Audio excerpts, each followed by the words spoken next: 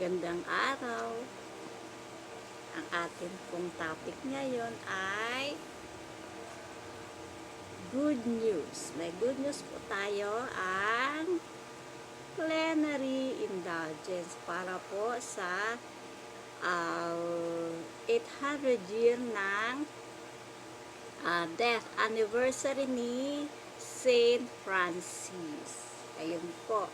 The special jubilee year of Saint Francis proclaimed by Pope Leo XIV will take place from January 10, 2026 to January 10, 2027 on the occasion of the 8th century death of Saint Francis of Assisi. The Apostolic Penitentiary has issued a decree granting the plenary indulgence. Ayun po.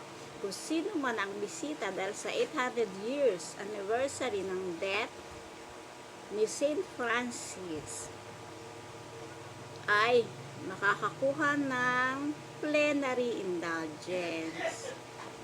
Kaya lamang po, syempre, merong standard condition. Ayun po. Ang confession, communion, ang pag-attend ng Holy Mass, at ang pagdadasal ng isang Our Father, isang Hail Mary, at isang Glory Be para sa intentions of the Pope at para sa ating Holy Catholic Church. At ang pagiging free from sins, even venial sins. Ayun po. So, ayun na lamang po. Samantalahin natin ang 800 year ni Saint Francis sa mga Franciscan churches. Ayun po, maraming salamat. God bless.